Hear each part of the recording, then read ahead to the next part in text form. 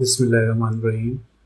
زندگی آسان نہیں ہوتی، اسے آسان بنایا جاتا ہے، کچھ صبر کر کے، کچھ برداشت کر کے اور بہت کچھ نظر انداز کر کے۔ جس نے جواب دینے کے بجائے سمجھنے کی کوشش کی وہ کامیاب انسان ہے۔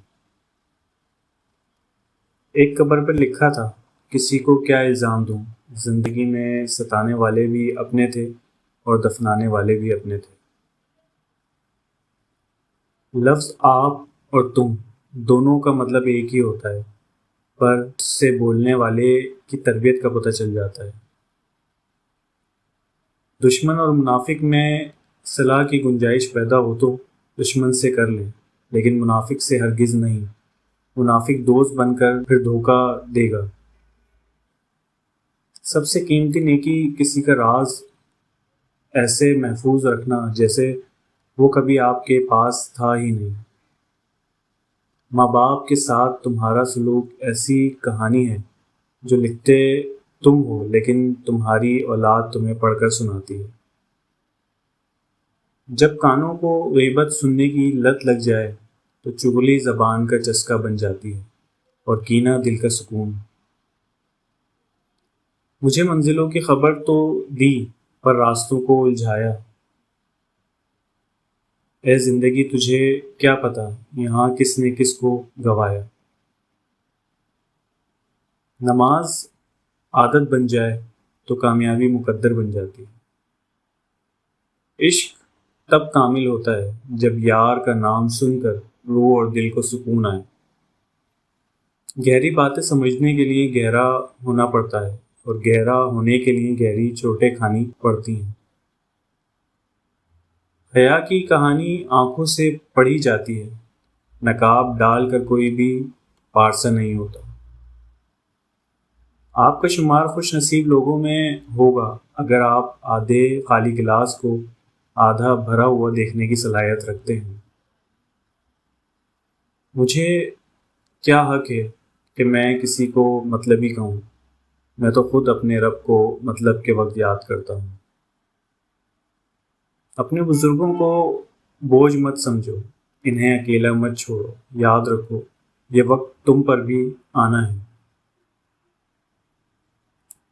جب کبھی کوئی دل دکھائے تو اسے صرف اس وجہ سے دل سے معاف کر دو کہ میرا رب بھی مجھے روز محشر میں اس طرح معاف فرمائے گا۔ کتنا دلچسپ ہوتا ہے وہ لمحہ جب آپ کے سامنے لوگ جھوٹ بول رہے ہوں اور آپ حقیقت سے آشنا ہوتے ہیں۔ جب آپ کے ساتھ کوئی برا کرے یا آپ کے لیے برا سوچے تو اسے اپنے عمل میں مصروف رہنے دیں۔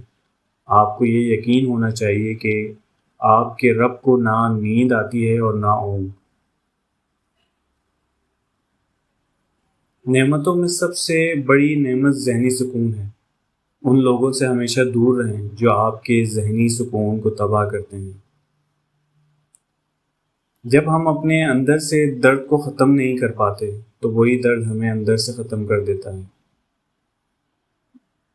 جو تکلیف اللہ کی یاد دلائے وہ تکلیف اللہ کی نعمت ہے۔ زندگی میں جھوٹ بولنا چھوڑ دیجیے، پھر دیکھیے کیسے بات میں اثر اور دعاؤں میں قبولیت آتی ہے۔ ایک ہی جملہ انسان کی تربیت کے لیے کافی ہے کہ اللہ دیکھ رہا ہے۔ مکافات عمل دستک نہیں دیتی اور نہ ہی اسے کسی در کے کھلنے کا انتظار رہتا ہے۔ یہ تو جہاں جاتی ہے اپنے لیے دروازے کھول لیتی ہے۔ جو آج تم کرو گے کل وہی تمہارے ساتھ ہوگا، اس لیے کسی کی زندگی جہنم بنا کر سجدوں میں جنت مانگنا چھوڑ دو۔ جب معاملہ اللہ کے سپرد کر دیا کرو تو معاملے اور اللہ کے درمیان سے نکل جایا کرو۔ حق یہ ہے کہ دل میں اسی کو رکھو جس نے دل بنایا ہے۔ کبھی رب سے رب کو بھی مانگا کریں، کیونکہ وہ مل گیا تو کچھ اور مانگنے کی حاجت نہیں رہے گی۔ رشتے بچانے کے لیے انسان جھک سکتا ہے لیکن جھکنے کی بھی ایک حد ہوتی ہے، لہٰذا تعلق وہی بچتے ہیں جہاں دونوں احساس کرنے والے ہوں۔ وقت دو طرح کے ہوتے ہیں، ایک وہ جو آپ کو تکلیف دیتا ہے اور دوسرا وہ جو آپ کو بدل دیتا ہے۔ بہت زیادہ مضبوط ہونے کے لیے سب سے بڑا نقصان یہ ہے کہ آپ کے اپنوں کو بھی کبھی یہ خیال نہیں آتا کہ آپ کو بھی تسلی کی ضرورت ہو سکتی ہے۔ اپنوں کی منافقت کرنے والوں کو میں نے ہمیشہ غیروں کے قدموں میں گرتے دیکھا۔ سورج اور والد کی گرمی برداشت کرنا سیکھو، جب یہ ڈوب جاتے ہیں ہر طرف اندھیرا ہو جاتا ہے۔ آزمائش انسان کا حوصلہ بلند کرنے کے لیے آتی ہے۔ صبر و برداشت کرنے والوں کی اللہ ضرور مدد کرتا ہے۔ وہ لوگ کتنے ظرف والے ہوتے ہیں جو روز دکھی ہونے کے باوجود رشتے نبھانے کے لیے لگے رہتے ہیں۔ خالق کی دوستی نصیب ہو جائے تو مخلوق کی دشمنی اثر انداز نہیں ہوتی۔ غلطی ماننے اور گناہ چھوڑنے میں کبھی دیر مت کرو، کیونکہ سفر جتنا طویل ہوتا جائے گا واپسی اتنی ہی مشکل ہوگی۔